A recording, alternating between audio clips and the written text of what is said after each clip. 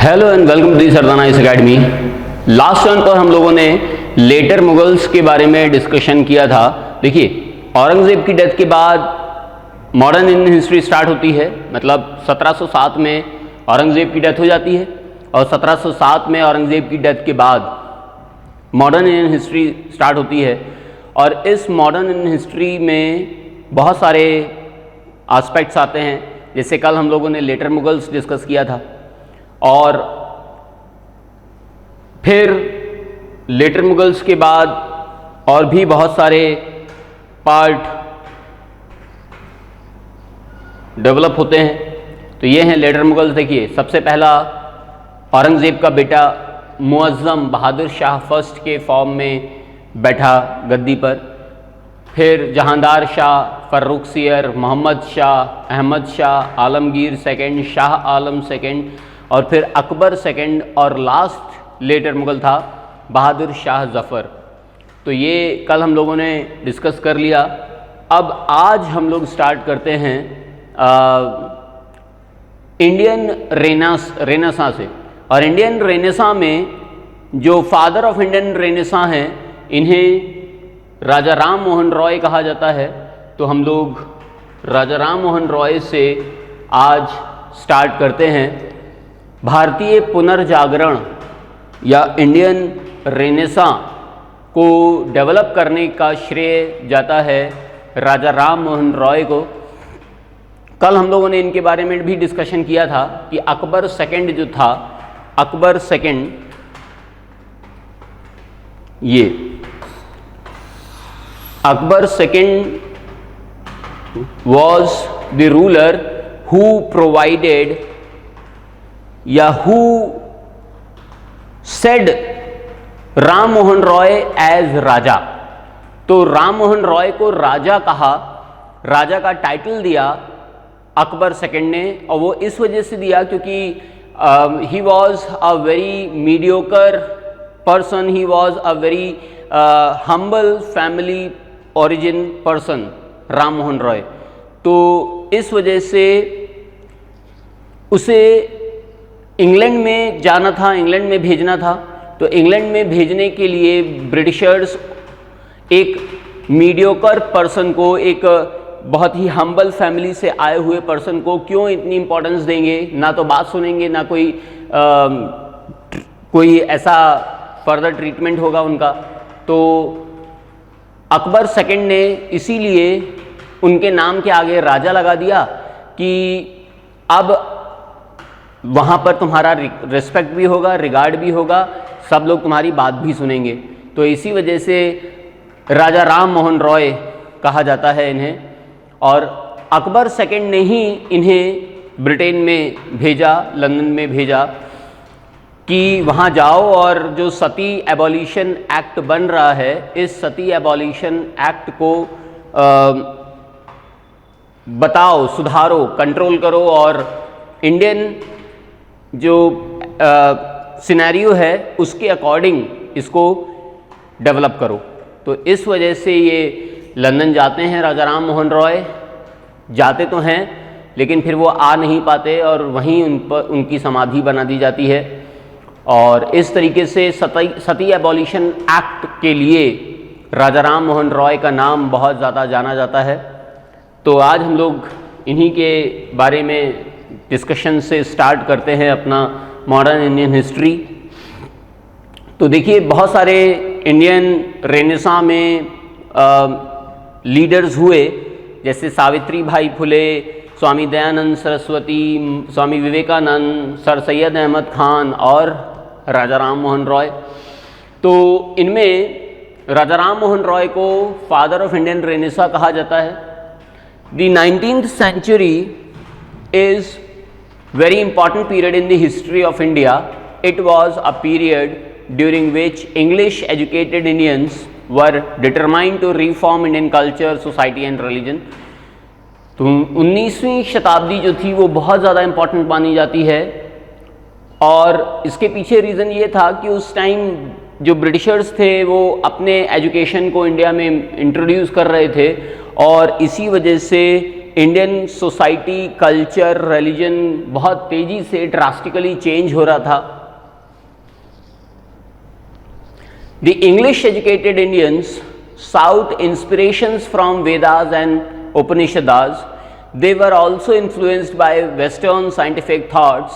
The Hindu leaders like Raja Ram Mohan Roy, Devendranath Tagore, Keshav Chandra Sen, Mahadev Govind Ranade, Atmaram Pandurang, Swami Dayanand Saraswati, Swami Vivekanand and a host of others set out to reform Hindu religion society. तो उस समय जो English educated लोग थे वो Indian culture को सामने ला रहे थे और इंडियन कल्चर को वो इंडियन वेदास और उपनिषदास के अकॉर्डिंग डेवलप करना चाह रहे थे। तो इनमें राजा राम मोहन रॉय के अलावा देवेंद्रनाथ टैगोर हैं, केशव चंद्र सेन हैं जैसे कि आप इमेज में देख पा रहे हैं, महादेव गोविंद रानाडे थे, आत्माराम पांडुरंग, स्वामी विवेकानंद सरस्वती जैसे नाम, स्वामी दयानंद सरस्वती और स्वामी विवेकानंद जैसे नाम हम लोगों ने बहुत सुन रखे हैं।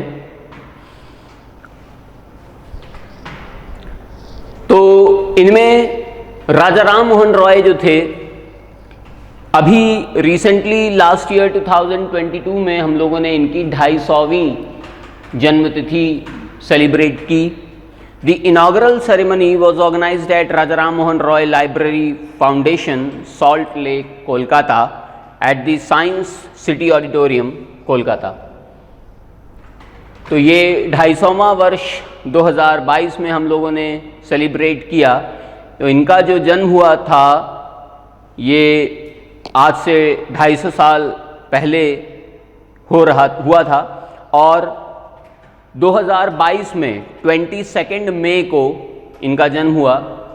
तो 2022 में 22 मई को पूरे वर्ष डिफरेंट जगहों पर डिफरेंट लोगों के द्वारा इंडियन रेनेसां को और राजा राम मोहन रॉय के अचीवमेंट को याद करने के लिए पूरा साल, मतलब 2022 में 22 मई से लेकर के 22 मई 2023 तक ये इवेंट चलेंगे और सॉल्ट लेक लाइब्रेरी में भी इनका पूरा जो 250वां वर्ष है उसको मनाया जाएगा पूरे साल भर। It was the 250th birthday of Raja Ram Mohan Roy and the 50th foundation day of Raja Ram Mohan Roy library foundation. The Ministry of Culture has inaugurated an iconic statue of Raja Ram Mohan Roy at the Raja Ram Mohan Roy Library Foundation। तो कलकत्ता में salt lake में राजा Ram Mohan Roy library foundation के 50 वर्ष पूर्ण हो गए हैं और उसी उपलक्ष्य में बहुत बड़ी एक 6 फीट टॉल राजा राम मोहन रॉय की प्रतिमा वहाँ पर स्थापित की गई है। Raja Ram Mohan Roy was the father of modern India's Renaissance and a tireless social reformer who inaugurated the age of enlightenment and liberal reformist modernization in India। तो ये फादर ऑफ इंडियन रेनेसां तो कहे जाते हैं, इन्होंने ही liberal thoughts को introduce किया in the form of Vedic culture and modernisation. Raja Ram Mohan Roy was born on 22 May 1772। 22 मई 1772 में बंगाल में राजा राम मोहन रॉय का जन्म हुआ था। His early education included the study of Persian and Arabic at Patna। तो during that time there wasn't any kind of influence of English and Hindi। तो उस समय जो पढ़ाई होती थी पर्शियन और अरेबिक में ही हुआ करती थी या फिर संस्कृत में हुआ करती थी। तो पर्शियन और अरेबिक में इनकी इनिशियल पढ़ाई पटना में हुई। Where he read the Quran, the works of Sufi mystic poets and Arabic translation of the works of Plato and Aristotle. तो प्लेटो और एरिस्टोटल भी इन्होंने पढ़ा अपने इनिशियल स्टेजेस में।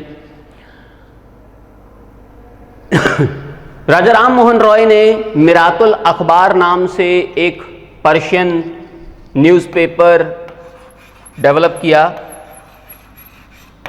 मिरातुल अखबार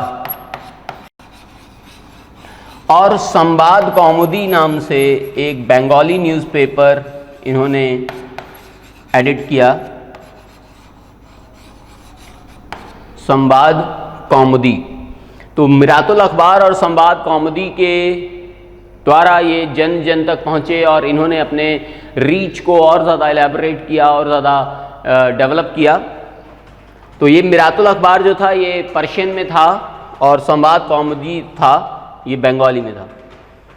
और फिर जैसे कि हम लोगों ने डिस्कस किया कि इन्होंने सती एबॉलिशन एक्ट पर बहुत ज़्यादा वर्क किए हैं, बहुत ज़्यादा काम किए हैं और इन्होंने ब्रह्मो समाज की स्थापना की और ब्रह्मो समाज की स्थापना करके इन्होंने एक आइडियल वे में मॉडर्नाइजेशन को इन्होंने इंट्रोड्यूस करना स्टार्ट किया।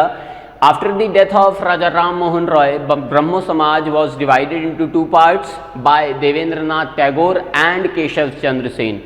तो देवेंद्रनाथ टैगोर जो थे ये रविंद्रनाथ टैगोर के पिता थे और देवेंद्रनाथ टैगोर ने जो था ये ब्रह्म समाज में मॉडर्न थिंकिंग के साथ साथ एंशिएंट थिंकिंग को भी इंट्रोड्यूस किया और केशव चंद्र सेन ने साधारण ब्रह्म समाज की स्थापना की। अब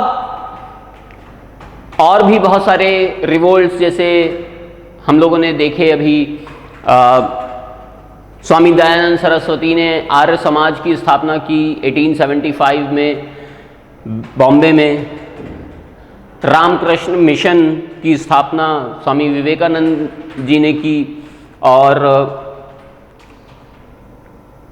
बहुत सारे और भी रेनेसां से रिलेटेड ऑर्गेनाइजेशंस एस्टैब्लिश हुए। और उसके बाद उसी टाइम बहुत सारे ट्राइबल रिवोल्ट्स भी इंडिया में अंग्रेज़ों के खिलाफ डेवलप हो रहे थे। तो अंग्रेज़ों के खिलाफ अलग अलग जगहों पर जो ट्राइबल रिवोल्ट्स डेवलप हुए, जैसे चुआर रिवोल्ट था ये 1768 से 1832 में मानभूम और बारभूम एरिया में डेवलप किया गया। चुआर लीडर्स ने इसे डेवलप किया था। पहाड़िया मध्य प्रदेश में राजमहल हिल्स में ये पहाड़िया ट्राइब्स ने पहाड़िया रिवोल्ट डेवलप किया। भील रिवोल्ट 1818 से लेकर के 1848 तक रहा। खानदेश में सेवाराम नाम के एक व्यक्ति ने इसे इंट्रोड्यूस किया।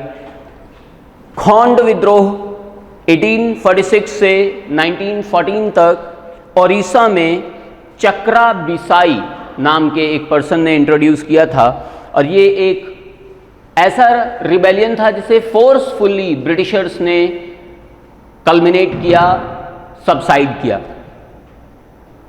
खासी विद्रोह, जैसे कि गारो खासी की जानते हैं हम लोगों को पता है, ये मेघालय की ट्राइब्स हैं। तो खासी मेघालय में 1829 से 1832 तक तीरथ सिंह और बारमनिक नाम के लीडर्स के द्वारा चलाया जाता है। इसे भी फोर्सफुली कल्मिनेट किया ब्रिटिशर्स ने। कोली विद्रोह, सिंगपो विद्रोह, कोयास विद्रोह, संथाल विद्रोह। तो संथाल विद्रोह जो था ये भी बहुत इंपॉर्टेंट विद्रोह है। आपने आनंद मठ पढ़ी होगी या नहीं भी पढ़ी है कोई बात नहीं, वंदे मातरम गीत तो सुना ही होगा।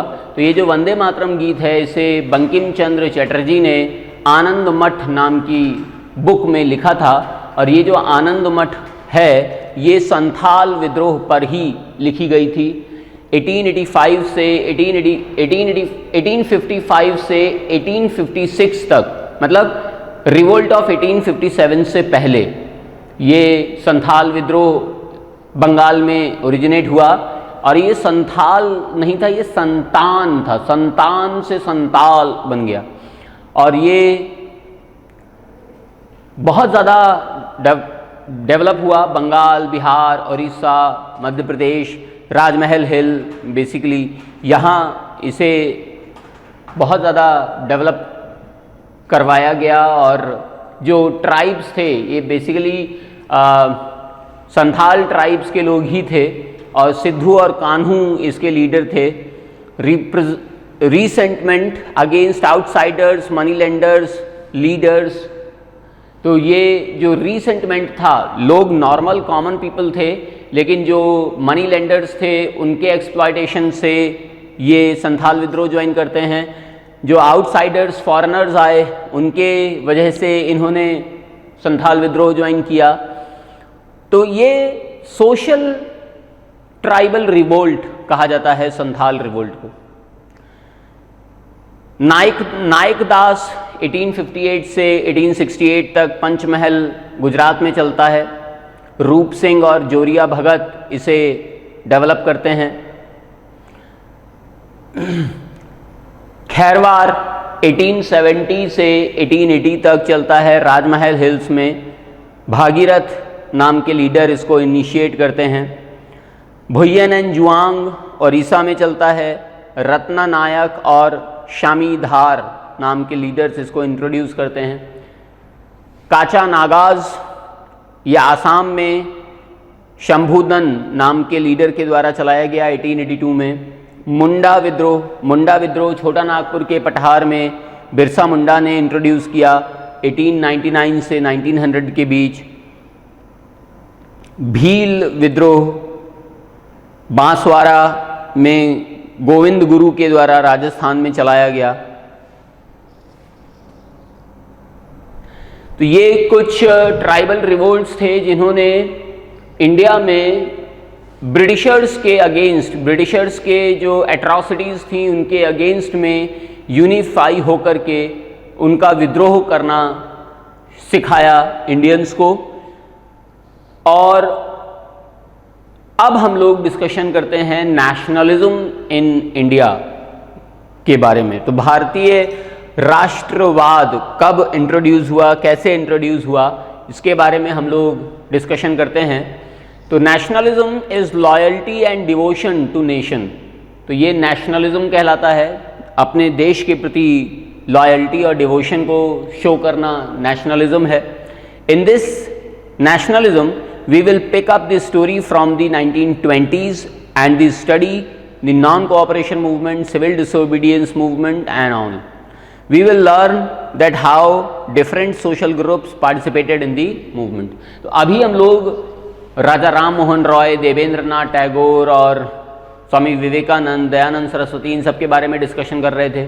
फिर हम लोगों ने ट्राइबल मूवमेंट्स के बारे में डिस्कशन किया और अब हम लोग आ जाते हैं 1910 पर। तो 1910 में इंडिया के गवर्नर जनरल बनाए गए। वैसे 1905 में भी अगर हम लोग बात करें तो 1905 में इंडिया के गवर्नर जनरल थे या वाइसरॉय थे लॉर्ड कर्जन, और लॉर्ड कर्जन ने 1905 में बंगाल का पार्टीशन कर दिया।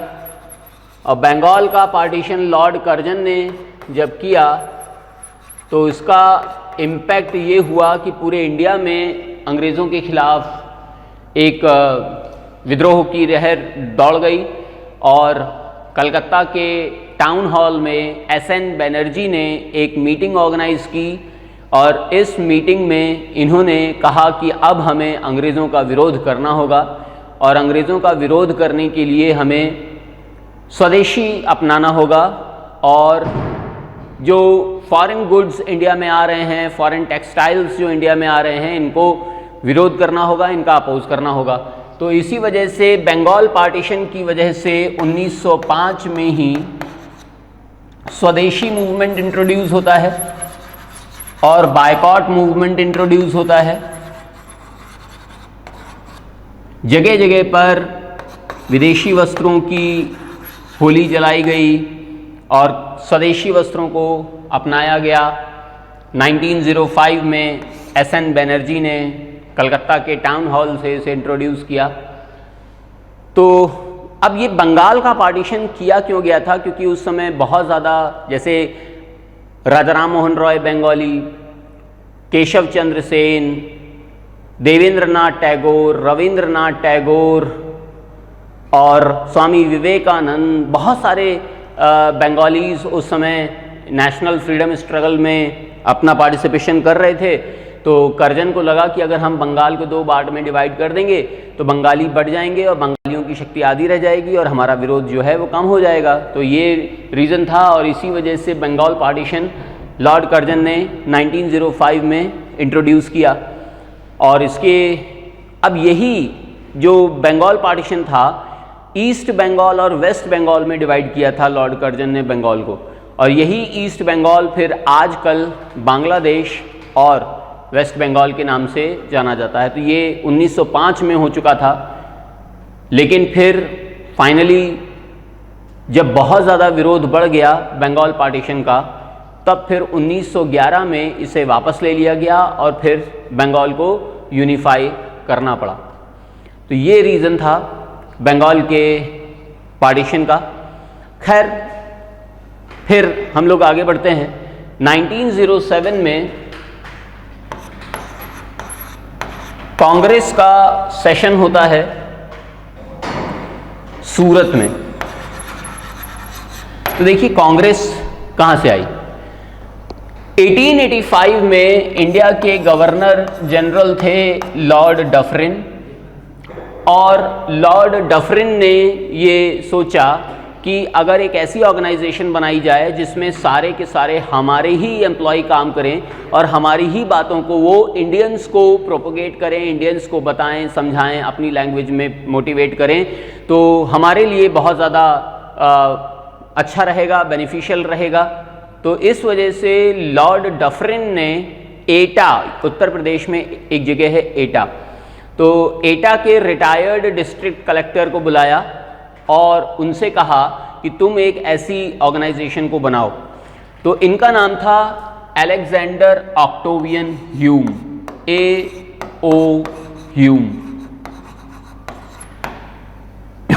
तो A.O. ह्यूम आते हैं डफरिन के पास और उनसे मीटिंग होती है, डिस्कशन होता है और एक ऑर्गेनाइजेशन बनाने पर विचार किया जाता है और इस ऑर्गेनाइजेशन का नाम सजेस्ट किया जाता है Indian National Congress, INC।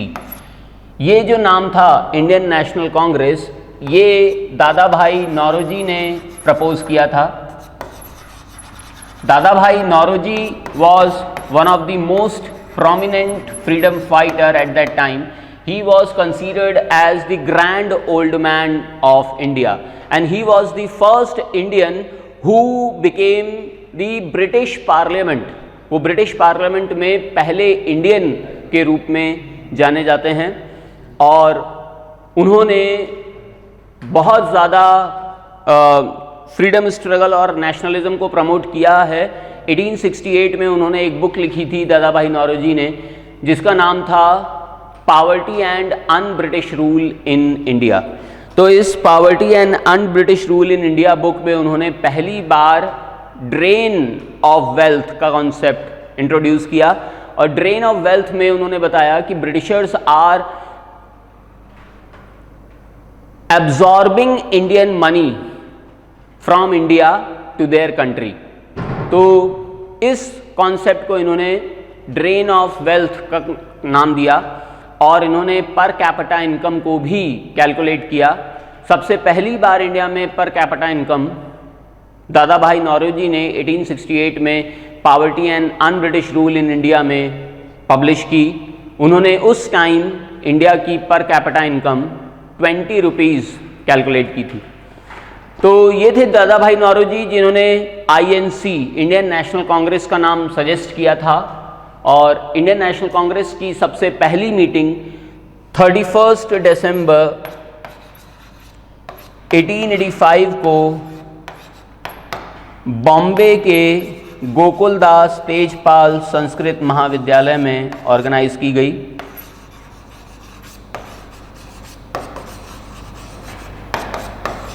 Gokuldas Tejpal Sanskrit महाविद्यालय। And during that time, no one was aware about the Indian National Congress, what it is, why it is। तो कोई नहीं जानता था क्या है ये। तो इसी वजह से केवल 72 पीपल ज्वाइंड दिस मीटिंग, केवल 72 लोगों ने ही इसको ज्वाइन किया। और व्योमेश चंद्र बनर्जी इसके लीडर बनाए गए, चेयरमैन बनाए गए, WC Banerjee. He was an advocate by profession. तो WC Banerjee, Womesh Chandra Banerjee was the first president of Indian National Congress in 1885। और तब से लेकर के हर साल एक नई जगह पर एक नए प्रेसिडेंट के साथ इंडियन नेशनल कांग्रेस की मीटिंग होने लगी, सेशंस होने लगे। और ये स्टार्टिंग में ब्रिटिश ऑर्गेनाइजेशन के सपोर्ट के साथ आगे बढ़ने लगी। और इसमें जितने भी लीडर्स ने स्टार्टिंग में ज्वाइन किया वो सब रिक्वेस्टिंग मोड में अंग्रेज़ों के सामने हाथ जोड़ करके खड़े रहने वाले लीडर्स थे। और वो अपनी रिक्वेस्ट मनवाते थे इंडियंस के लिए, अपने रिक्वेस्ट को वो प्रेजेंट करते थे अंग्रेज़ों के सामने, लेकिन रिक्वेस्टिंग मैनर में हाथ जोड़ करके और बहुत ही ज़्यादा हम्बल और पोलाइट वे में। तो ये व्योमेश चंद्र बनर्जी, दादा भाई नौरोजी, फिरोज़ शाह मेहता, बदरुद्दीन। हाँ, तो देखिए सबसे पहले 1885 में कांग्रेस के सबसे पहले लीडर बने व्योमेश चंद्र बनर्जी और हर साल मीटिंग होने लगी। सबसे पहली मीटिंग बॉम्बे में हुई, फिर दूसरी मीटिंग हुई 1886 में कैलकाटा में। और कैलकाटा में 1886 के प्रेसिडेंट बनाए गए दादा भाई नौरोजी। क्या आपको पता है कि कांग्रेस के पहले मुस्लिम लीडर कौन थे? कांग्रेस के पहले मुस्लिम प्रेसिडेंट कौन थे? तो कांग्रेस के पहले मुस्लिम प्रेसिडेंट थे 1887 में कांग्रेस का सेशन हुआ मद्रास में। और इस मद्रास सेशन को चेयर किया बदरुद्दीन तैयब जी ने। बदरुद्दीन तैयब जी। तो Badruddin Tyab ji is considered as the first Muslim president of Congress. और ना केवल मुस्लिम्स ने बल्कि खुद अंग्रेज़ों ने भी कांग्रेस के प्रेसिडेंटशिप को अक्वायर किया है, कांग्रेस के प्रेसिडेंट रहे हैं अंग्रेज़ भी। और सबसे पहले अंग्रेज़ जिन्होंने कांग्रेस की प्रेसिडेंसी ली वो 1888 में इलाहाबाद सेशन में, इलाहाबाद के सेशन में जॉर्ज यूल थे जिन्होंने कांग्रेस को प्रिसाइड किया। तो George Yule was the first britisher who presided over the meeting of Congress in 1888 at Allahabad session। तो इलाहाबाद सेशन में जॉर्ज यूल ने 1888 में कांग्रेस को प्रिसाइड ओवर किया। तो मुस्लिम और क्रिश्चियन हम लोगों ने डिस्कस कर ली। अब ऐसे ही हर साल मीटिंग होने लगी। First lady president of Congress was Annie Besant. Annie Besant was not a Britisher, she was an Irish lady, she belonged to Ireland। तो उनके फादर का यहाँ ट्रांसफ़र हो गया था, तो उनका जन्म भी यहीं हुआ और उन्होंने इंडियंस के लिए बहुत सारे काम भी किए। तो Annie Besant was the first lady president of Congress in the year 1917। 1917 में मद्रास के सेशन में एनी बेसेंट ने कांग्रेस को चेयर किया, कांग्रेस को प्रिसाइड ओवर किया। तो ये तो आयरिश लेडी थी। और अगर क्वेश्चन ऐसे पूछा जाए who was the first Indian lady who presided over the meetings of Congress, तो इंडियन लेडी में नाम आएगा सरोजिनी नायडू। 1925 में कानपुर का सेशन होता है और इस कानपुर सेशन को चेयर करती हैं सरोजिनी नायडू। और she became the first Indian lady who became the president of Congress in the year 1925। तो इस तरीके से क्वेश्चंस डिस्कस किए जाते हैं। खैर हम लोगों ने तो 1885 में कांग्रेस के बारे में डिस्कशन किया, फिर 1885 के बाद कांग्रेस में हर साल सेशन होने लगे, प्रेसिडेंट बनने लगे। फिर 1905 में बंगाल पार्टीशन हो गया, फिर 1905 में स्वदेशी मूवमेंट और बायकॉट मूवमेंट इंट्रोड्यूस हुए, फिर 1907 में 1907 में सूरत सेशन होता है कांग्रेस का। तो 1907 में जो कांग्रेस का सूरत का सेशन हुआ था, इस कांग्रेस के सूरत सेशन में उस टाइम जो थे वो वही हाथ जोड़ करके रिक्वेस्टिंग मोड वाले ही कांग्रेस के लीडर्स थे सारे के सारे। तो उस समय कांग्रेस में एक नई चिंगारी डेवलप हो रही थी और एक नई लीडरशिप डेवलप हो रही थी, जिसने अंग्रेज़ों का विरोध करना सिखाया और अंग्रेज़ों का विरोध अंग्रेज़ों के सामने करना सिखाया। और इसी वजह से उनकी पॉपुलैरिटी रातों रात बहुत ज़्यादा बढ़ गई और लगभग ये तय हो गया कि 1907 के सूरत सेशन को चेयर करेंगे, अध्यक्ष होंगे बाल गंगाधर तिलक।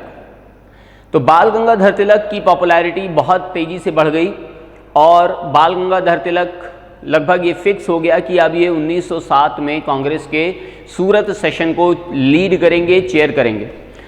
तो वो अपने सपोर्टर्स के साथ वहाँ बैठे हुए थे सूरत सेशन में, और जब प्रेसिडेंट का नाम डिक्लेयर किया गया तो लगभग वो ये इस माइंडसेट से थे कि हमें स्पीच देने जाना है। लेकिन नाम उनका था नहीं, नाम था रास बिहारी घोष का। रास बिहारी घोष 1907 में सूरत सेशन के चेयरमैन बना दिए गए रास बिहारी घोष। तो ये बात बाल गंगाधर तिलक और उनके सपोर्टर्स को बहुत ख़राब लगी और वो उसी सेशन में वॉकआउट कर जाते हैं, सेशन से बाहर चले जाते हैं और बहुत सारे लोग कांग्रेस छोड़ करके बाल गंगाधर तिलक के साथ हो लेते हैं। तो ये घटना जो है 1907 की, इसे सूरत स्प्लिट कहा जाता है। Surat split. Congress was divided into 2 part. Congress पहली बार 2 पार्ट में डिवाइड हो गई 1907 में। बाल गंगाधर तिलक के सपोर्टर्स अलग हो गए और जो हाथ जोड़ करके रिक्वेस्टिंग मोड में अंग्रेज़ों से बात किया करते थे वो अलग हो गए। तो इस तरीके से सूरत स्प्लिट में कांग्रेस पैसिमिस्ट और एक्सट्रीमिस्ट में डिवाइड हो गई। पैसिमिस्ट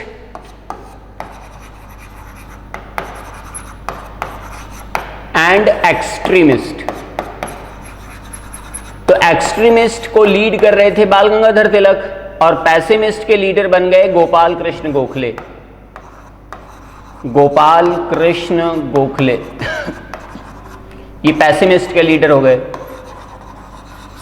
तो पैसिमिस्ट में गोपाल कृष्ण गोखले, दादा भाई नौरोजी, फिरोज शाह मेहता, बदरुद्दीन तैयब जी जैसे बहुत सारे उस समय के बड़े बड़े लीडर्स, रिक्वेस्टिंग मोड वाले लीडर्स आ गए।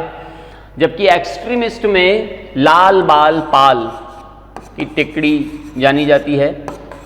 लाल मतलब लाला लाजपत राय, बाल मतलब बाल गंगाधर तिलक और पाल मतलब विपिन चंद्र पाल।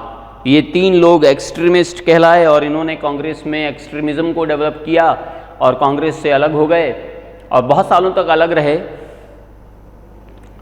तब फिर सूरत स्प्लिट हो जाता है, डिवाइड हो जाता है।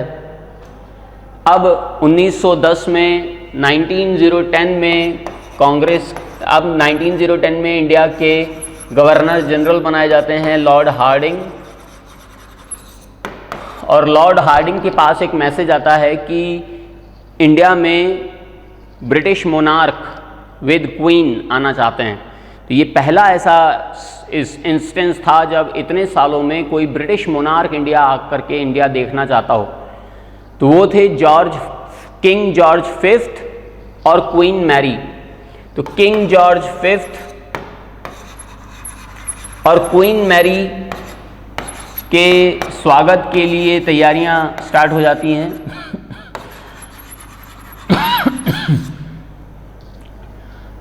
लॉर्ड हार्डिंग सोचते हैं कि इनका स्वागत बिल्कुल वैसे ही किया जाए जैसे मुग़लों का होता था, मुग़लों का दरबार सजाया जाता था। लेकिन मुग़ल तो रहते थे दिल्ली में और भारत की कैपिटल थी कैलकाटा। तो कैलकाटा से कैपिटल शिफ्ट की जाती है दिल्ली में, केवल इनके ऑनर के लिए, इनको मुग़लों का राजा ट्रीट करने के लिए। तो 1911 में दिल्ली कैपिटल डिक्लेयर कर दी जाती है, ट्रांसफ़र ऑफ कैपिटल होता है।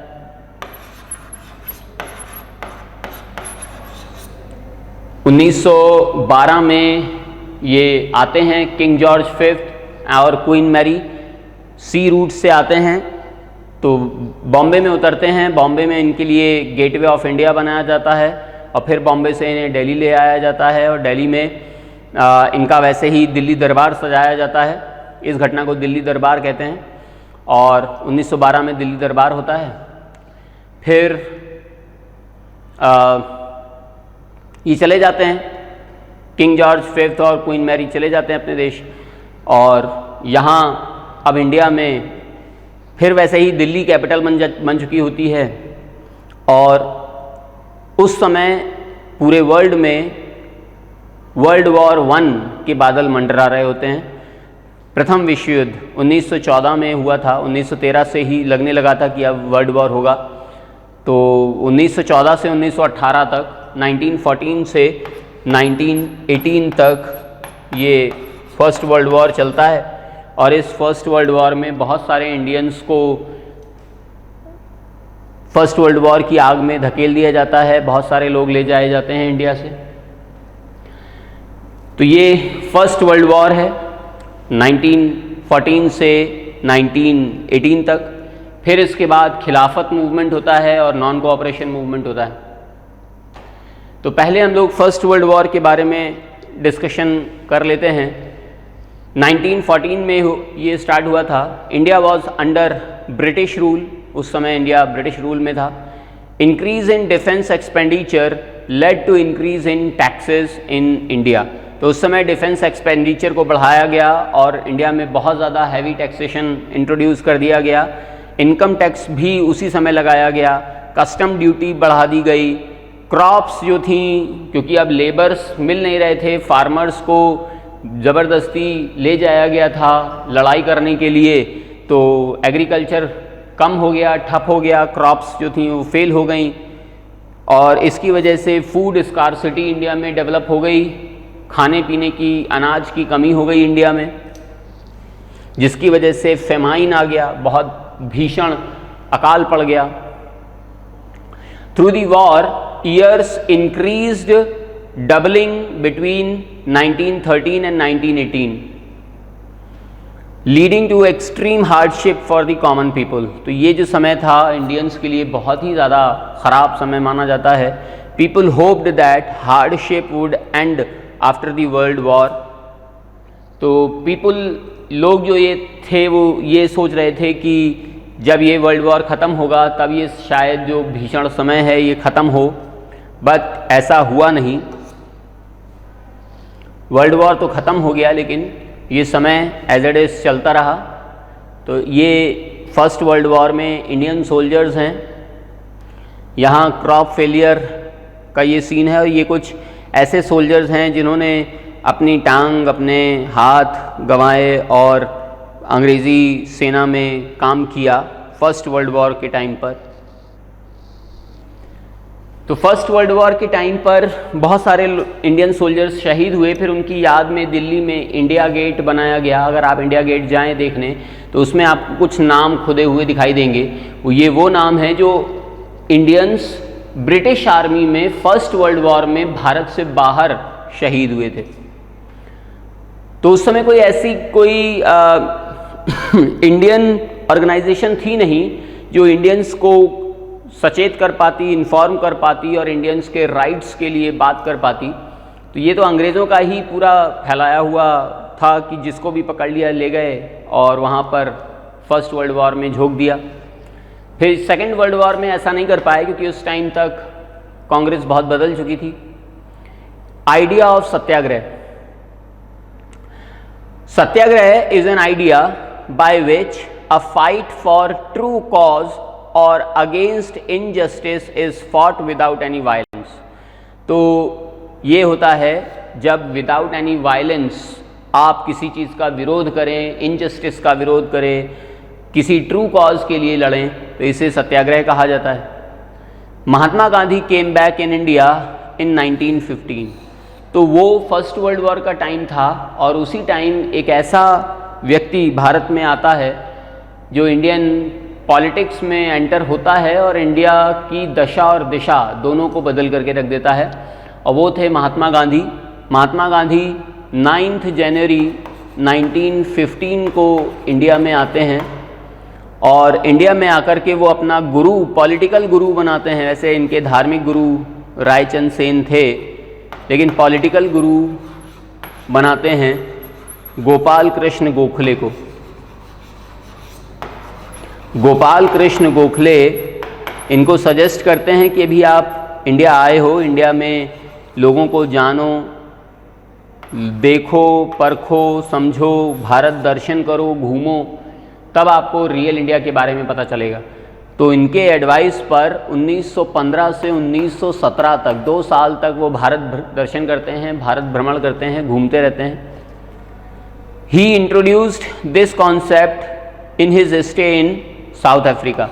तो गांधी जी ने सत्याग्रह भारत से पहले ही इंट्रोड्यूस कर दिया था जब वो साउथ अफ्रीका में रह रहे थे। लगभग 20 साल वो साउथ अफ्रीका में रहे और वहाँ पर उन्होंने भारतीयों और वहाँ के लोकल पीपल के लिए सत्याग्रह इंट्रोड्यूस किया और अंग्रेज़ों को झुकना पड़ा और उनकी पॉपुलैरिटी साउथ अफ्रीका में तो बढ़ी ही बढ़ी, यहाँ इंडिया में भी उनकी पॉपुलैरिटी हुई और तब उनको ये लगा कि उन्हें इंडियंस के लिए भी कुछ करना चाहिए और इसीलिए वो साउथ अफ्रीका से छोड़ करके भारत में आ गए।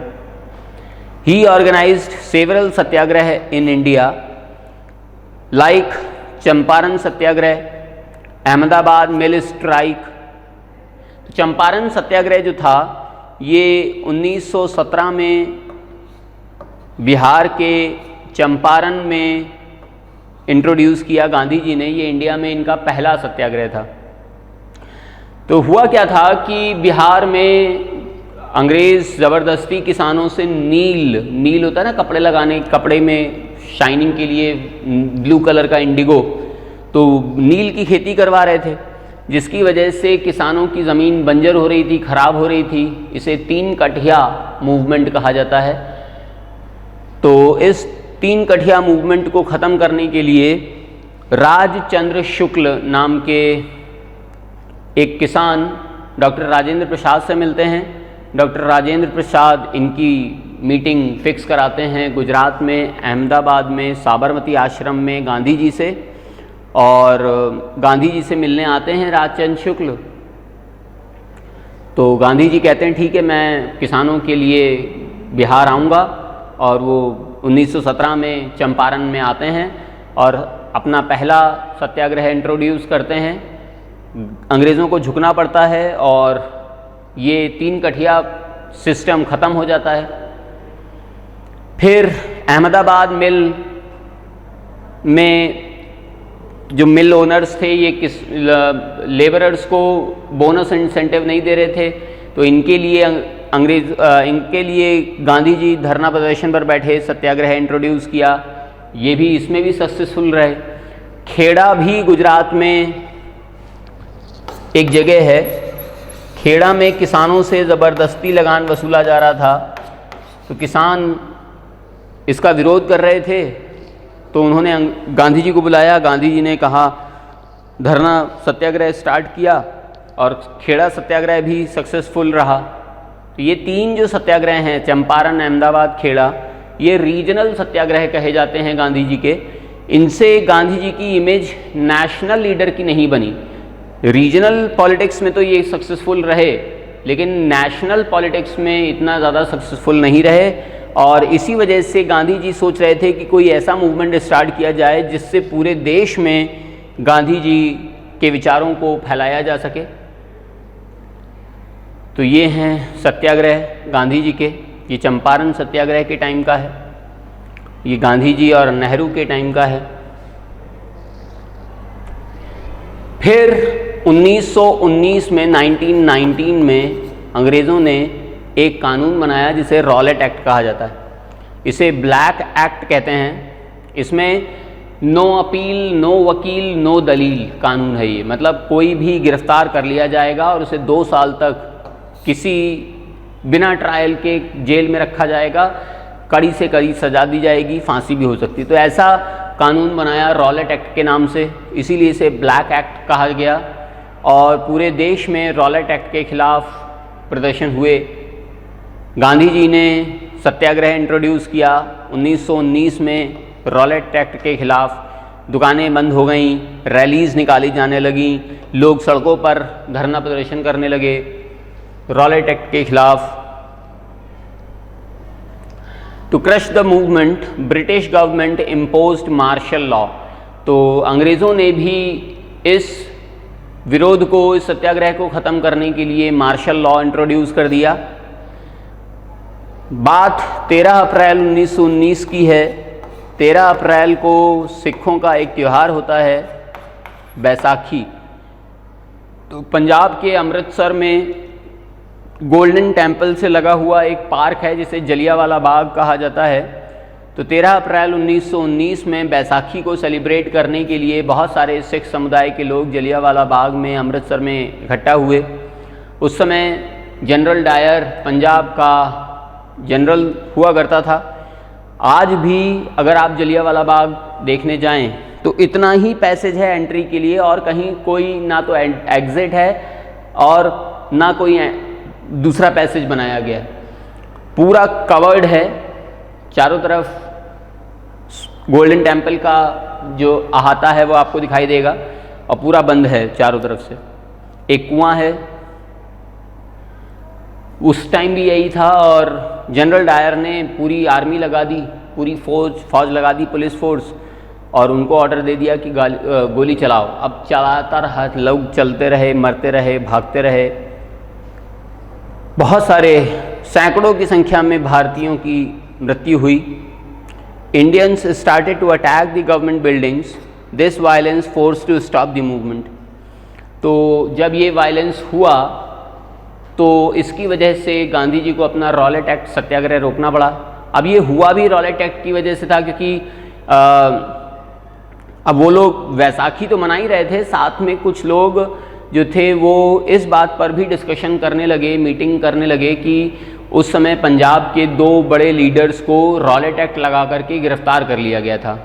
और ये थे डॉक्टर सैफुद्दीन किचलू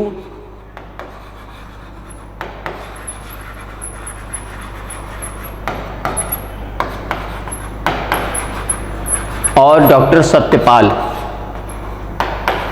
तो इन दोनों को रॉलेट एक्ट लगा करके गिरफ्तार कर लिया गया था। तो इस वजह से इनकी आज़ादी के लिए, इनकी रिहाई के लिए भी लोग वहाँ पर बातें करने लगे, डिस्कशन करने लगे। तो जनरल डायर ने सोचा कि इन्हीं के लिए ये मूवमेंट हो रहा है, ये प्रोसेशन हो रहा है। तो जनरल डायर ने वहाँ पर गोलियाँ चलवा दी और लगभग 4000 लोग मरे होंगे।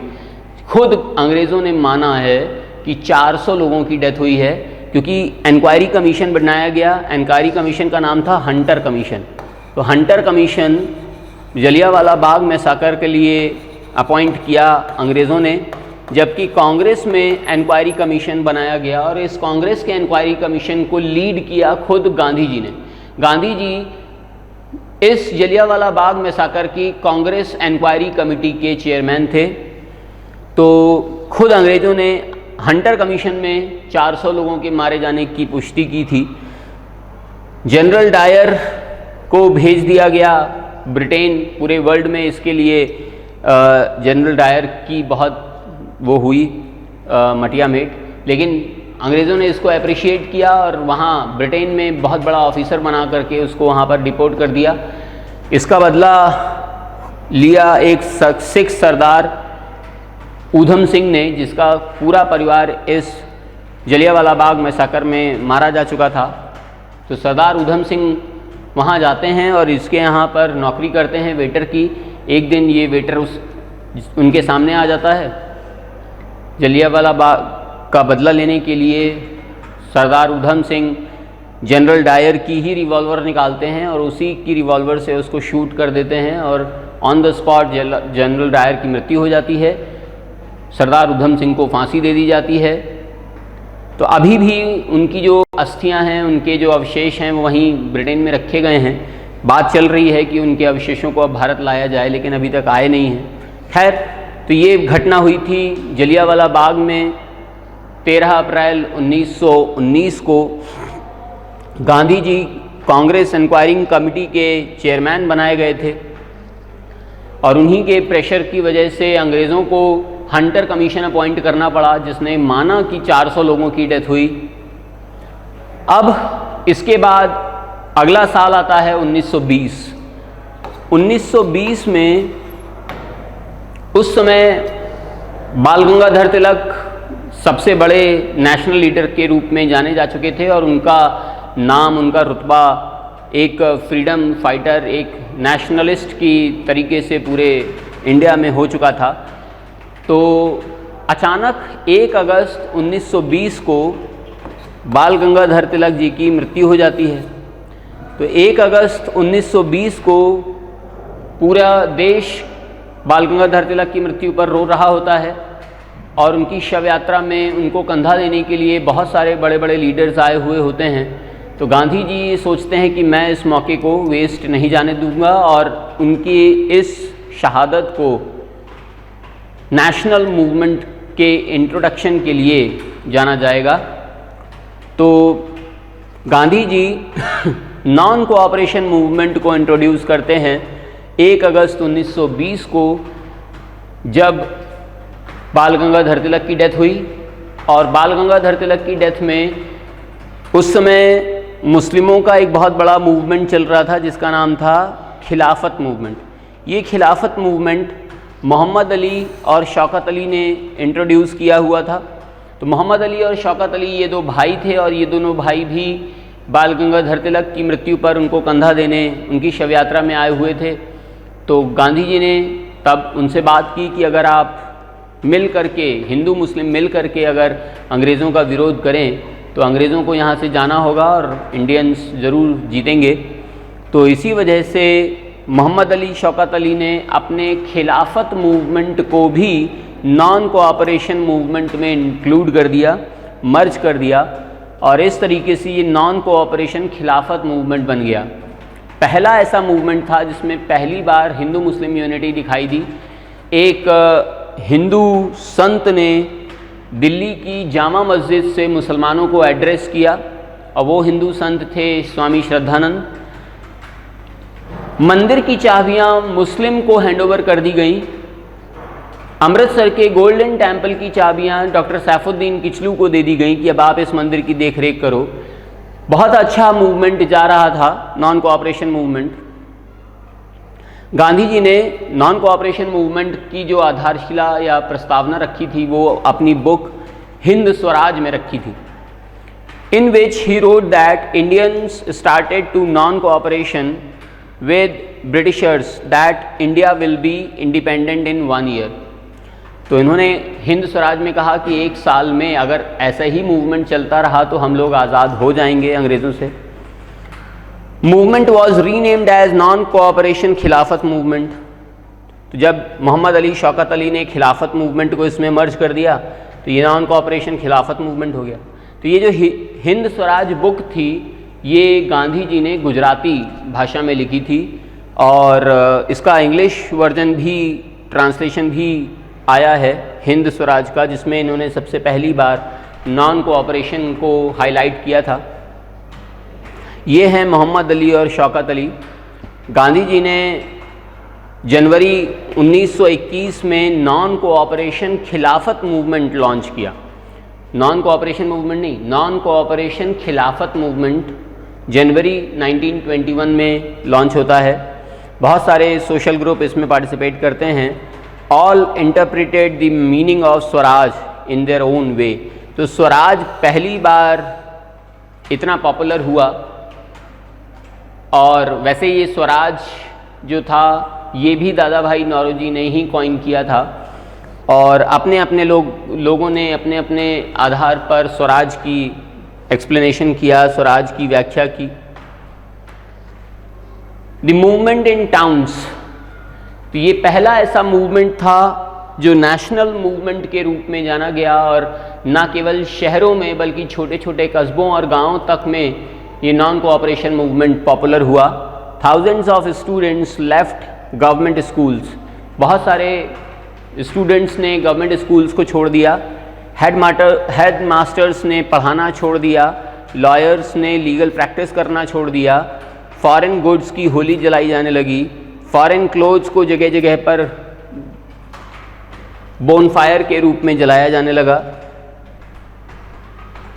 Slow down of the movement in towns, धीरे धीरे लोग स्वदेशी अपनाने लगे और खादी पर बल दिया जाने लगा, और खादी बहुत ज़्यादा उस समय एक्सपेंसिव थी क्योंकि बहुत कम लोग खादी पहनते थे, खादी बनाते थे, तो खादी को पहनना खरीदना एक्सपेंसिव मैटर था, हर किसी के बस की बात नहीं थी, जिसकी वजह से ये मूवमेंट धीरे धीरे स्लो होने लगा। और इंडियन इंस्टीट्यूशंस जो थे, अब लोग ज़्यादातर सब नौकरी पेशा थे, अंग्रेज़ों से नौकरी वो सैलरी लेते थे, तो कब तक खाली बैठ पाते, कब तक बिना रोज़गार के बैठ पाते, बेरोज़गार रह पाते। तो धीरे धीरे उन्होंने काम पर वापस जाना स्टार्ट कर दिया, और ये मूवमेंट जो था धीरे धीरे स्लो होने लगा। Rebellion in countryside, peasants had to begar and work at landlords' farms without any payment। तो उस समय जो किसानों की हालत थी, ज़मींदारी जागीरदारी सिस्टम बहुत ज़्यादा था, परमानेंट सेटलमेंट, महालवाड़ी, रैयतवाड़ी जैसे सिस्टम अंग्रेज़ ऑलरेडी इंट्रोड्यूस कर चुके थे, जिसकी वजह से ज़मींदारों का रुतबा एक राजा जैसा होता था, और किसान जो थे उनके अंडर में उनके ही पैसे और खाने पर डिपेंडेंट थे, तो बेगार किया करते थे, सैलरी वैलरी मिलती नहीं थी किसानों को। Baba Ramchandra and Pandit Jawaharlal Nehru set up Awadh Kisan Sabha. तो इन किसानों के डेवलपमेंट के लिए बाबा रामचंद्र और पंडित जवाहरलाल नेहरू ने अवध किसान सभा को बनाया उत्तर प्रदेश में। बहुत सारे किसान इस अवध किसान सभा में शामिल हुए। They demanded to abolish begar system. तो इन लोगों ने बेगार सिस्टम को ख़त्म करने और किसानों को और जो लेबरर्स हैं उनको एक फिक्स्ड सैलरी देने पर फोर्स किया। Many people misinterpreted the idea of Gandhi जी।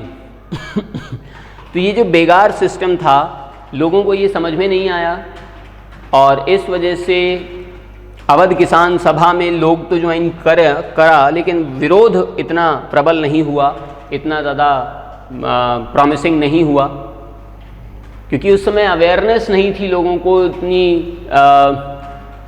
समझ बूझ नहीं थी, और ना इतने मीडिया हाउसेज और एडवर्टाइजिंग और पब्लिशिंग हाउसेज थे कि आप जैसे आजकल इंटरनेट है, एक काम होता है और पूरे वर्ल्ड में हाहाकार मच जाता है कि ये हुआ ये हुआ।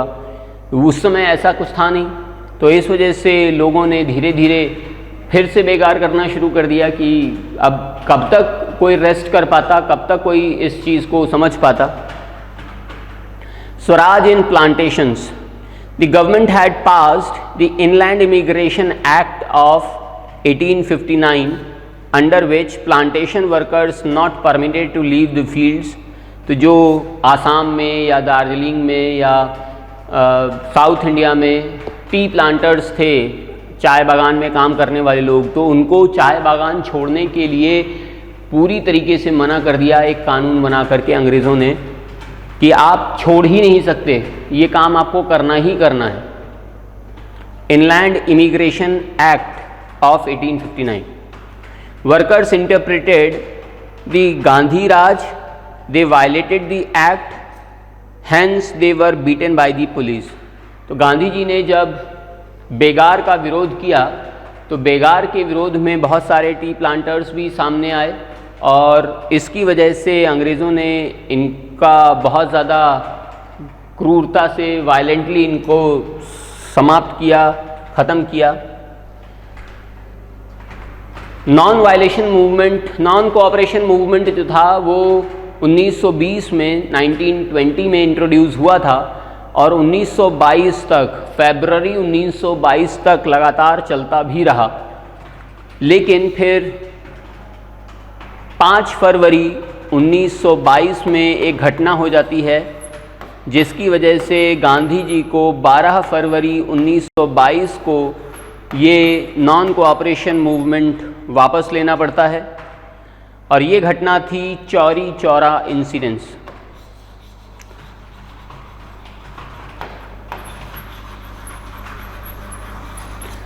उत्तर प्रदेश के गोरखपुर में चौरी चौरा नाम के गांव में गांव वालों ने, जो पुलिस चौकी थी उसमें लगभग 22 कांस्टेबल थे, उनको अंदर बंद कर दिया। पुलिस चौकी में बाहर से ताला लगा दिया और आग लगा दी पूरी पुलिस चौकी में, जिससे 22 पुलिस जवान जो थे वो जल कर के राख हो गए और ये वायलेंट इंसिडेंस हुआ 5 फरवरी 1922 को, जिसकी वजह से गांधी जी को अब ये लगने लगा कि अभी तो ये एक जगह पर नॉन वायलेंट इंसिडेंट्स हुआ है, अगर ये हम कंटिन्यू रखते हैं तो धीरे धीरे पूरे भारत में ऐसे वायलेंट इंसिडेंट्स होने लगेंगे और अंग्रेज़ इन वायलेंट इंसिडेंट्स को ख़त्म करने के लिए और डबल वायलेंस के साथ इन पर अत्याचार करेंगे, जिसकी वजह से हमारा जो मूवमेंट है वो धीरे धीरे ख़त्म हो जाएगा और बहुत नुकसान हो जाएगा भारतीयों का और भारत का। जिसकी वजह से अब 12 फरवरी 1922 को चौरी चौरा इंसिडेंस की वजह से नॉन कोऑपरेशन मूवमेंट वापस ले लिया। और जब ये नॉन कोऑपरेशन मूवमेंट वापस लिया गया, 10 मार्च को अंग्रेज़ों ने गांधी जी को गिरफ्तार कर लिया। कांग्रेस के जो अदर लीडर्स थे उनको ये लगा कि गांधी जी ने ये मूवमेंट तब वापस लिया है जब ये पूरा सक्सेसफुल होने जा रहा था, अगर ये कंटिन्यू रहता तो हमें आज़ादी मिल ही जाती। और इस वजह से गांधी जी से नाराज़ होकर के बहुत सारे बड़े सीनियर कांग्रेसी लीडर्स ने कांग्रेस छोड़ दी और कांग्रेस छोड़ करके उन्होंने अपनी नई पार्टी बनाई जिसका नाम था स्वराज पार्टी। इस स्वराज पार्टी में CR दास और मोतीलाल नेहरू जैसे बड़े कांग्रेसी लीडर्स शामिल हुए। 1922 में स्वराज पार्टी एस्टैब्लिश की गई। जवाहरलाल नेहरू, सुभाष चंद्र बोस ये अभी भी कांग्रेस में ही थे क्योंकि उस समय ये यंग ब्लड्स थे और उभरते हुए लीडर्स के रूप में आगे बढ़ रहे थे। Reasons for civil disobedience movement, तो 1923 से लेकर के 1930 तक 1930 तक स्वराज पार्टी का समय रहता है, जिसमें CR दास, देशबंधु CR दास और विट्ठल भाई पटेल, मोतीलाल नेहरू जैसे लीडर्स बहुत बढ़िया काम कर रहे थे। और भारत में उस समय, जैसे आजकल पार्लियामेंट है तो उस समय पार्लियामेंट नहीं थी, उस समय सेंट्रल लेजिस्लेटिव असेंबली हुआ करती थी और उस सेंट्रल लेजिस्लेटिव असेंबली के पहले इंडियन चेयरमैन स्वराज पार्टी के ही बनाए गए 1925 में विट्ठल भाई पटेल, जो सरदार वल्लभ भाई पटेल के भाई थे। तो ये इंडिया में पहले इंडियन चेयरमैन थे सेंट्रल लेजिस्लेटिव असेंबली के। खैर 1930 तक आते आते बहुत सारे स्वराजिस्ट की मृत्यु हो गई, बहुत सारे स्वराजिस्ट जो थे रिटायर हो गए पॉलिटिक्स से और बहुत ने कांग्रेस फिर से ज्वाइन कर ली। और 1930 में गांधी जी रिहा हो जाते हैं और इसी बीच 1927 में साइमन कमीशन इंडिया में आता है। साइमन कमीशन में 7 मेंबर्स थे और ये 7 मेंबर्स सारे के सारे अंग्रेज़ थे, कोई भी इंडियन नहीं था।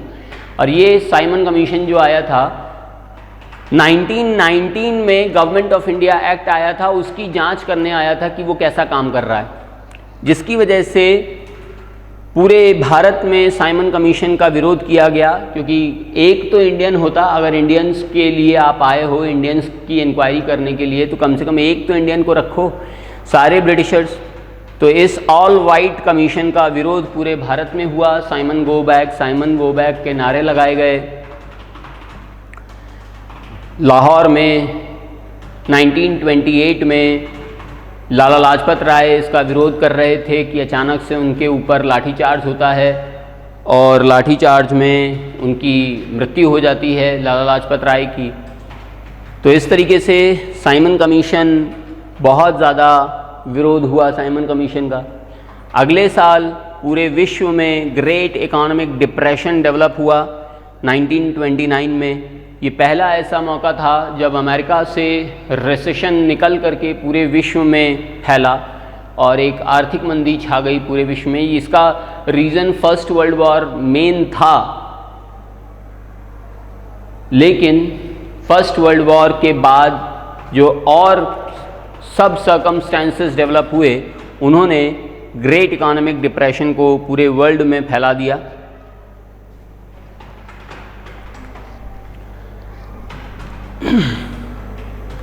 तो साइमन कमीशन 1919 में जो गवर्नमेंट एक्ट आया था, गवर्नमेंट ऑफ इंडिया एक्ट, उसकी जांच करने के लिए 1927 में अपॉइंट होता है। 7 मेंबर्स थे, ऑल वाइट मेंबर्स थे, सबने इसका विरोध किया।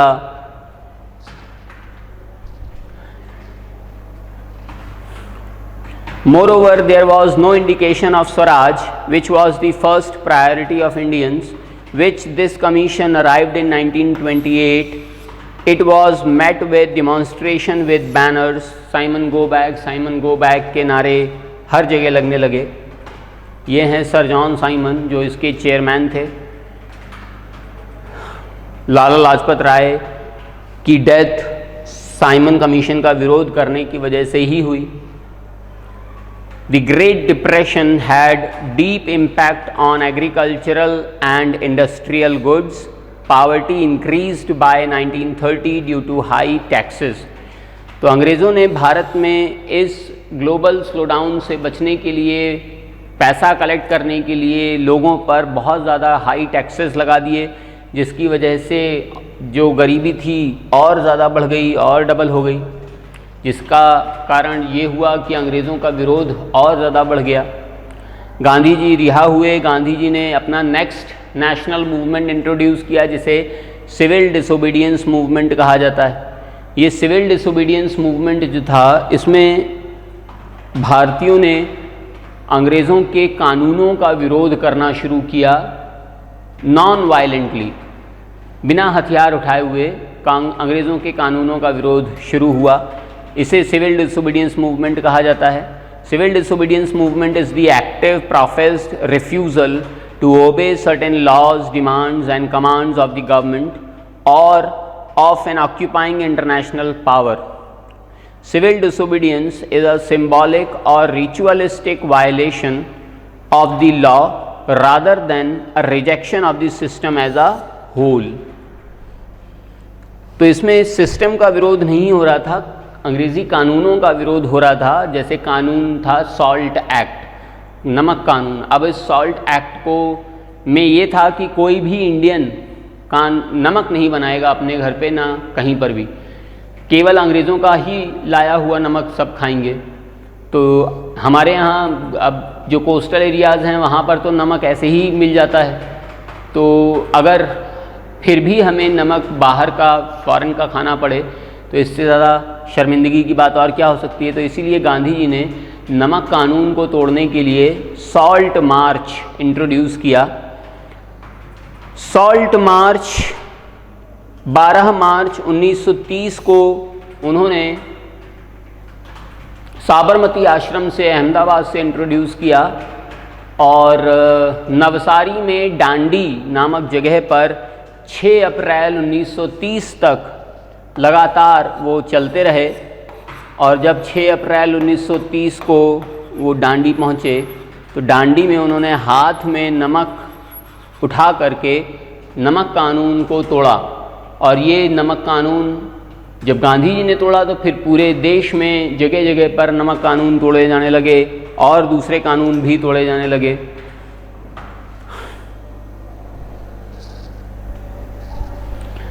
ही वॉज अकम्पनाइड बाय 78 वॉलंटियर्स, तो उनके साथ 78 वॉलंटियर्स थे। 24 दिन तक लगातार चलते हैं। 240 मील तक उन्होंने यात्रा पैदल की, साबरमती आश्रम से डांडी तक की। 6 अप्रैल 1930 को वो वहाँ पहुँचे और सेरिमोनियसली उन्होंने नमक कानून को तोड़ दिया। तो इसे सिविल डिसोबीडियंस मूवमेंट कहा जाता है। अब जगह जगह पर सिविल डिसोबीडियंस मूवमेंट होने लगे, कानून तोड़े जाने लगे, लोगों ने सिंबॉलिकली अंग्रेज़ों के कानून को तोड़ना शुरू कर दिया। फॉरेन क्लोथ बायकॉट किए जाने लगे। किसानों ने रेवेन्यू देना, जो लगान दिया जाता था, किसानों ने लगान देना बंद कर दिया। विलेज ऑफिशियल्स जो थे उन्होंने रिज़ाइन कर दिया। ट्राइबल पीपल ने फॉरेस्ट लॉज को वायलेट करना स्टार्ट कर दिया। तो बहुत ज़्यादा बड़ा मूवमेंट बना civil disobedience movement, second national movement बना। देखिए यहाँ साबरमती आश्रम से लेकर के ये 240 मील की जो यात्रा थी 24 दिन में गांधी जी ने पूरी की। Response of Britishers. The colonial government began to arrest the Congress leaders. This led to violent clashes in many places. Mahatma Gandhi was arrested about a month later. 1 महीने के बाद ही मई में इन्हें गिरफ्तार कर लिया गया और इन्हें जेल में डाल दिया गया, पूना की येरवड़ा जेल में। People began to attack the symbols of British rule, such as police posts, municipal buildings, law courts, railway stations. Even women and children were beaten up. About 1 lakh people were arrested. तो civil disobedience movement में लगभग 1 लाख लोगों को गिरफ्तार किया गया था। तो 1930 में ये घटना होती है सिविल डिसोबीडियंस मूवमेंट की, और 1930 में ही अंग्रेज़ ब्रिटेन में राउंड टेबल कॉन्फ्रेंसेस को इंट्रोड्यूस करते हैं।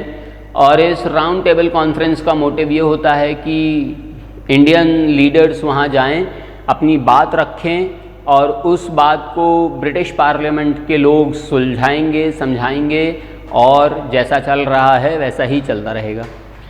तो ये राउंड टेबल कॉन्फ्रेंस थी। When things began to take a violent turn, Mahatma Gandhi called off the movement. He signed a pact with Irwin on 5th March 1931. This was called Gandhi-Irwin Pact. तो 5 मार्च 1931, वैसे 1930 में round table conference हुई, पहली round table conference 1930 में, और इस पहली round table conference में गांधी जी ने मना कर दिया और कांग्रेस का कोई भी लीडर उसमें पार्टिसिपेट नहीं करने गया। फिर भी बहुत सारे लीडर्स थे जो गए फर्स्ट राउंड टेबल कॉन्फ्रेंस में। B.R. Ambedkar was the only leader who participated in all 3 round table conferences. तो जब गांधी जी नहीं गए तो लॉर्ड अर्विन ने, जो कि उस समय गवर्नर जनरल ऑफ इंडिया थे, उन्होंने गांधी जी को दिल्ली बुलाया और गांधी अर्विन मीटिंग होती है 5 मार्च 1931 को। इस गांधी अर्विन मीटिंग में गांधी जी कहते हैं ठीक है, मैं सेकेंड राउंड टेबल कॉन्फ्रेंस में पार्टिसिपेट करने के लिए लंदन जाऊंगा। तो ये गांधी अर्विन पैक्ट था। As per the pact, Gandhi agreed to participate in the round table conference in London. In lieu of that, Gandhi government agreed to release the political prisoners. Gandhi ji went to London in December 1931। तो दिसंबर 1931 में Gandhi ji INS Rajputana से सरोजिनी नायडू के साथ London जाते हैं। वहाँ Saint James palace London में, Saint James palace London में मीटिंग चल रही होती है राउंड टेबल कॉन्फ्रेंस की। उसके बाद उन्हें बकिंगम पैलेस भी जाना था, लेकिन पहले वो सेंट जेम्स पैलेस में गए दिसंबर 1931 में राउंड टेबल कॉन्फ्रेंस अटेंड करने के लिए। और जब बाहर निकले तो उन्होंने कहा कि मुझे गर्व है कि मैं जिस मशाल को जलते हुए ले गया था मैंने उसे बुझने नहीं दिया। मतलब कोई ट्रीटी, कोई डील, कोई पैक्ट, कोई एग्रीमेंट साइन नहीं किया गया, मैं जैसे आया था वैसे ही जा रहा हूँ। और फिर वो बकिंगम पैलेस जाते हैं। बकिंगम पैलेस में वही धोती कुर्ता लपेटे हुए थे, लाठी लिए हुए थे, ऊपर चढ़ रहे थे। तो उस समय ब्रिटिश प्राइम मिनिस्टर थे विंस्टन चर्चिल। तो विंस्टन चर्चिल ने ये देख कर के हाफ नेकेड फ़कीर कहा गांधी जी को।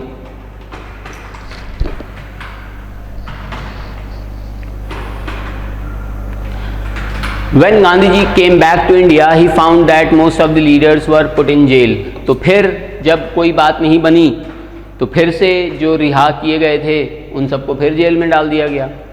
Congress had been declared illegal, Congress को इलीगल डिक्लेयर कर दिया गया।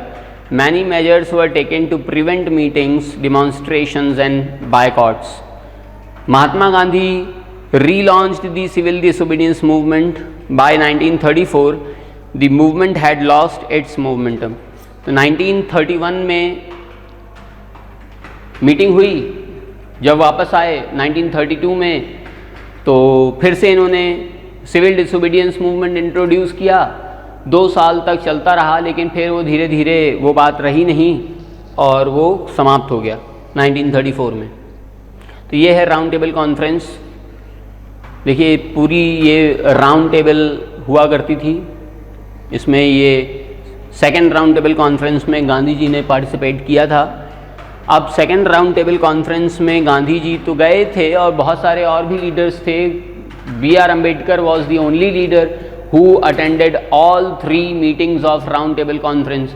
तो B.R. अम्बेडकर केवल एकमात्र ऐसे लीडर थे जिन्होंने सारी तीनों की तीनों राउंड टेबल कॉन्फ्रेंस को पार्टिसिपेट किया है, अटेंड किया था।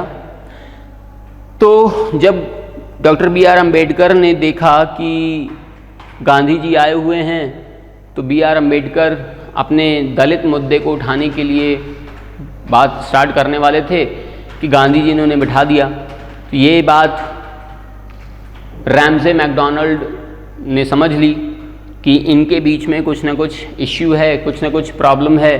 तो रैमसे मैकडोनाल्ड ने अम्बेडकर को बुलाया और बातचीत की और वो अब समझ गए कि यहाँ पर एक और डिवाइड एंड रूल पॉलिसी की ज़रूरत है। और 1932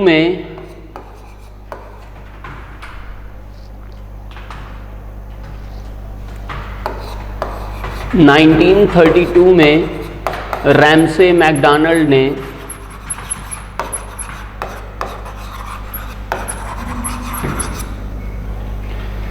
कम्युनल अवार्ड डिक्लेयर कर दिए और इस कम्युनल अवार्ड में 4 क्राइटेरिया बनाए गए: हिंदू, मुस्लिम, सिख, दलित।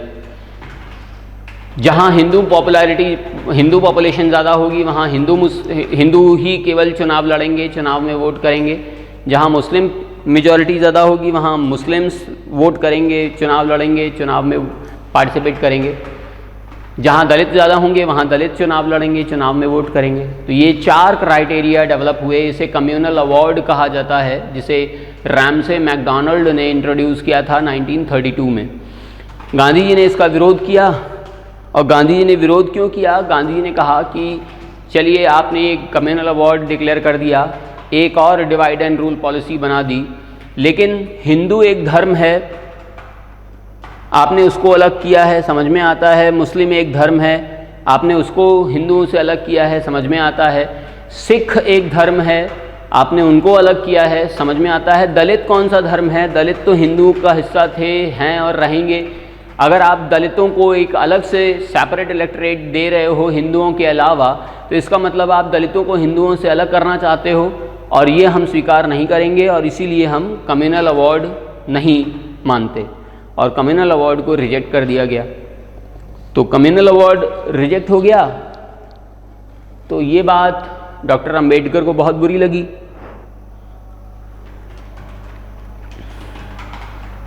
डॉक्टर अम्बेडकर ने कहा कि पहली बार तो दलितों को कोई चीज़ मिलने जा रही थी, उसमें भी गांधी जी ने अपना टांग अड़ा दी। तो अब अम्बेडकर और गांधी के बीच में कुछ मनमुटाव हो जाते हैं। इन मनमुटावों को ख़त्म करने के लिए महामना मदन मोहन मालवीय और डॉक्टर राजेंद्र प्रसाद अंबेडकर को गांधी जी से मिलवाने पूना की येरवड़ा जेल में लेकर के आते हैं और पूना की येरवड़ा जेल में गांधी और अंबेडकर की मीटिंग होती है जिसे पूना पैक्ट कहा जाता है। 1932 में ही पूना पैक्ट होता है। पूना पैक्ट गांधी और अंबेडकर के बीच होता है।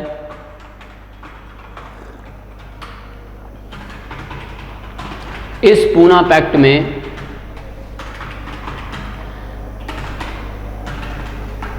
हिंदू, दलित, हिंदू, मुस्लिम और सिख, यही 3 क्राइटेरिया बनाए गए थे।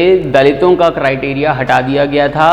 दलितों को हिंदुओं के अंडर में जितनी सीटें अलॉट की गई थी, इन सीटों में एक फिक्स्ड क्राइटेरिया, एक फिक्स्ड सीट अलॉटमेंट दलितों का भी कर दिया गया। और इस तरीके से अंबेडकर और गांधी के बीच में ये पूना पैक्ट हुआ, जिसमें पहली बार दलितों को रिजर्वेशन दिया गया इंडिया में पूना पैक्ट के थ्रू, सेपरेट इलेक्टोरेट के फॉर्म में।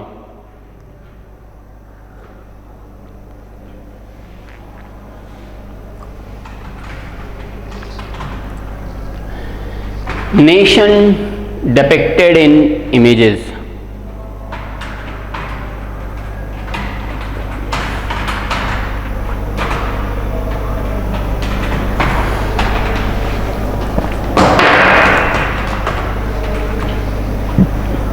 तो अब 1932 में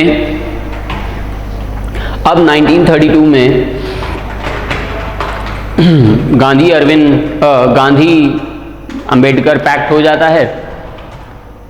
फिर गांधी जी जेल में ही रहते हैं। ये जो समय था 1932 से 1940 तक, ये भी ऐसे ही थोड़ा पैसिमिस्टिक समय रहा। The identity of the nation is most often symbolized in figure और image। अब इस टाइम नेशनलिज्म को प्रमोट करने के लिए इमेज बनाई जाने लगी। भारत माता की इमेज बनाई। वंदे मातरम सॉन्ग जो बंकिम चंद्र चटर्जी ने 1870 में लिखा, उसको हाईलाइट किया गया, स्वदेशी मूवमेंट से जोड़ा गया और हर भारत माता मंदिर में ये वंदे मातरम सॉन्ग गाया जाने लगा। तो ये इमेज डेवलप हुई उस टाइम।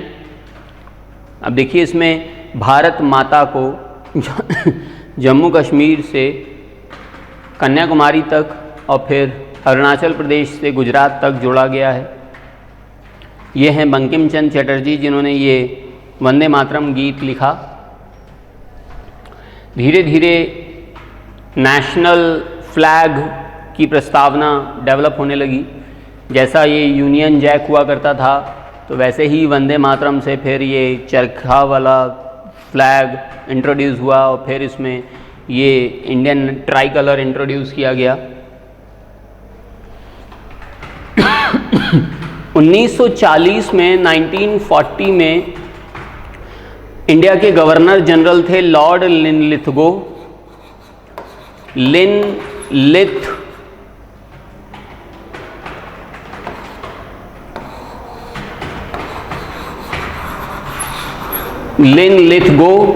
तो लॉर्ड लिनलिथगो ने, उस समय सेकेंड वर्ल्ड वॉर चल रहा था, तो सेकेंड वर्ल्ड वॉर में एक बार फिर से इंडियंस को इंट्रोड्यूस करने के लिए एक लालच भरा ऑफ़र दिया गया, जिसे ऑगस्ट ऑफ़र कहा जाता है। ये जो अगस्त ऑफ़र था, इसमें ये कहा गया कि जब ये सेकेंड वर्ल्ड वॉर ख़त्म हो जाएगा तब हम इंडिया की आज़ादी के बारे में सोचेंगे, लेकिन उससे पहले इंडियंस को ब्रिटिशर्स की हेल्प करनी होगी सेकेंड वर्ल्ड वॉर में। तो इसे अगस्त ऑफ़र कहा जाता है।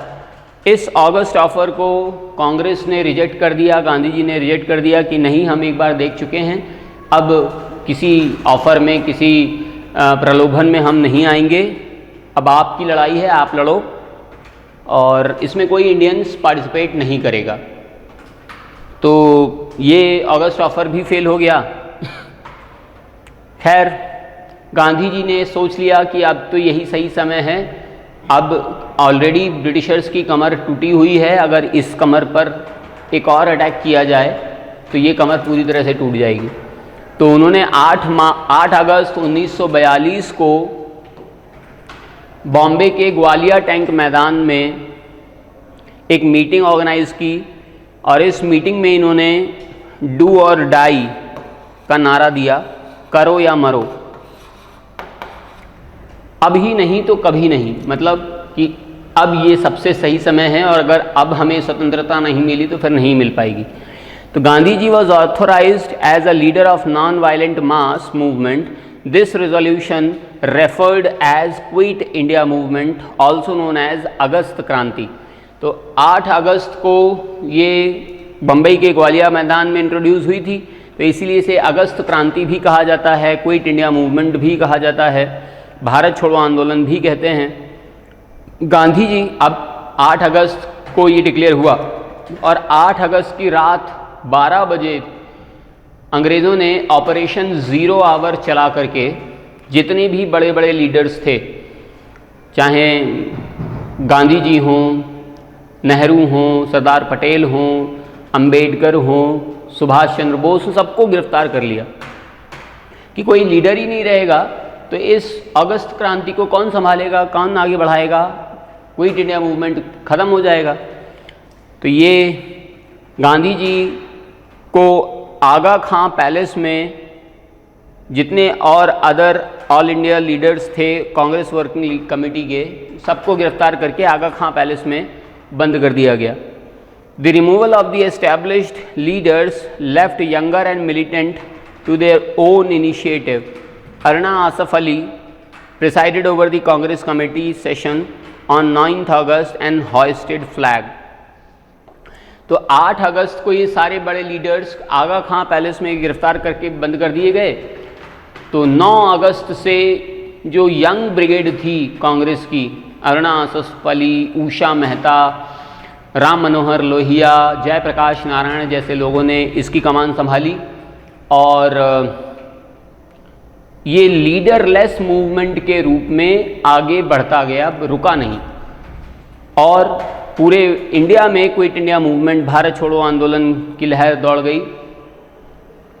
बलिया, सतारा, तामलुक, ये 3 जगह ऐसी हैं जहां पर अंग्रेज़ों से छुटकारा पा लिया भारतीयों ने और वहां पर भारतीय सरकारें स्थापित कर ली गई। इंडियन गवर्नमेंट वर एस्टैब्लिश्ड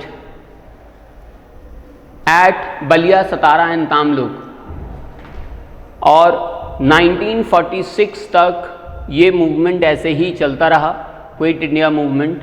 अल्टीमेटली एक और स्टेप होता है इसमें आगे। देखिए 1942 में क्रिप्स मिशन इंडिया आया और 1946 में कैबिनेट मिशन इंडिया आया। तो क्रिप्स मिशन जब इंडिया आया तो क्रिप्स मिशन में भी स्टैफर्ड क्रिप्स इंडिया आया और उन्होंने यही लालच दिया कि अभी रोक दो, अभी वर्ल्ड वॉर चल रहा है, हम जैसे ही वर्ल्ड वॉर ख़त्म होता है वैसे ही इंडिया की आज़ादी के बारे में सोचेंगे। लेकिन क्रिप्स मिशन भी फेल हो गया, किसी ने कोई बात नहीं सुनी और क्विट इंडिया मूवमेंट ऐसे ही चलता रहा। फिर 1946 में जब 1945 में सेकेंड वर्ल्ड वॉर ख़त्म हो गया तो अगले साल 1946 में कैबिनेट मिशन इंडिया आता है। कैबिनेट मिशन में 3 अंग्रेज़ आते हैं, sir Stafford Cripps,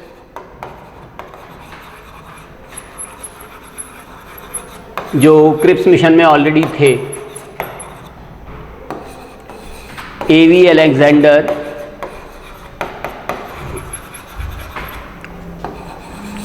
Pethick Lawrence, ये 3 इंडिया आते हैं ब्रिटिशर्स और इंडियंस से कहते हैं कि ठीक है हम इंडिया को आज़ाद करने के लिए तैयार हैं, लेकिन पहले इंडियंस अपना खुद का कॉन्स्टिट्यूशन बनाएं, कॉन्स्टिट्यूशन बनाने के लिए कॉन्स्टिट्यूएंट असेंबली एस्टैब्लिश करें। तो इनकी रिकमेंडेशन पर इंडिया में कॉन्स्टिट्यूएंट असेंबली बनाई जाती है। कॉन्स्टिट्यूएंट असेंबली में सारे के सारे इलेक्टेड मेंबर्स लिए जाते हैं और ये कॉन्स्टिट्यूएंट असेंबली इंडिया में कॉन्स्टिट्यूशन को फ्रेम करने का काम करती है।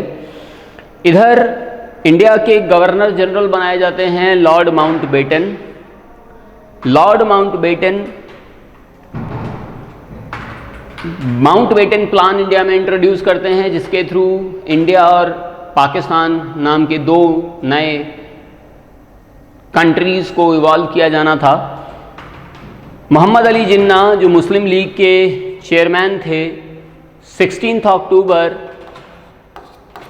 1946 को इंडिया में डायरेक्ट एक्शन डे डिक्लेयर कर देते हैं और डायरेक्ट एक्शन डे डिक्लेयर करके अब इनके जो पेशेंस का पारावार था ख़त्म हो चुका था।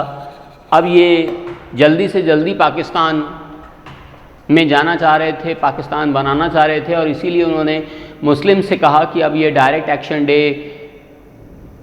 हो गया है, अब आपको डायरेक्टली एक्शन लेना होगा और हिंदू से अपना देश पाकिस्तान लेना पड़ेगा। तो ये डायरेक्ट एक्शन डे 16 अक्टूबर 1946 को मोहम्मद अली जिन्ना ने इंट्रोड्यूस किया और जगह जगह पर हिंदू मुस्लिम दंगे होने लगे, जगह जगह पर लड़ाई झगड़े मारकाट आगजनी ये सब होने लगे। उधर गांधी जी बंगाल में नोआखली में इन हिंदू मुस्लिम दंगों को समाप्त करने के लिए, ख़त्म करने के लिए आमरण अनशन पर बैठे।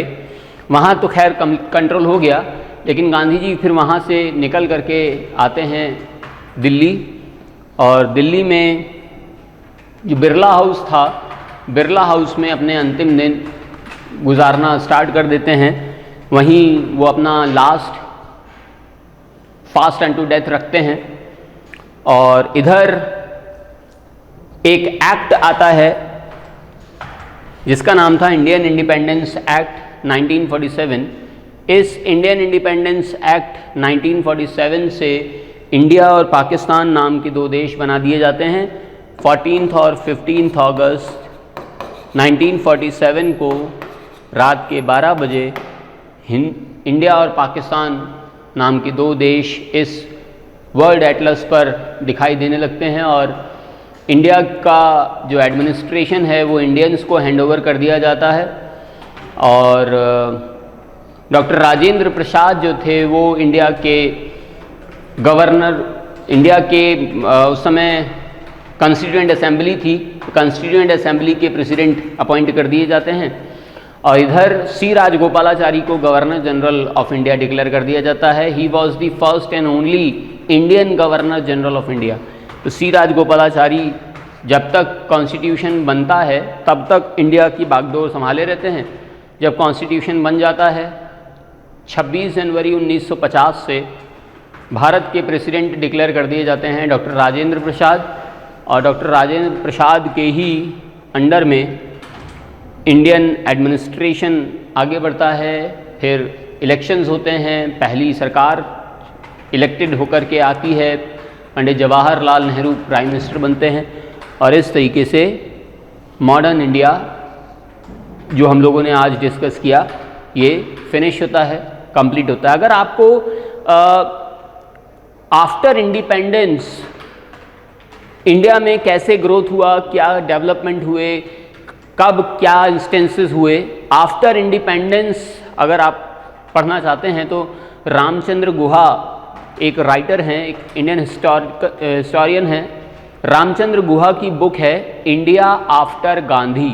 गांधी की मृत्यु के बाद इंडिया का डेवलपमेंट कहाँ पर कैसे हुआ, तो ये बहुत अच्छा लिखा गया है इंडिया आफ्टर गांधी में। तो उसके लिए सबसे अच्छी बुक वही है। फ़िलहाल आज इतना ही। Thank you, have a nice day.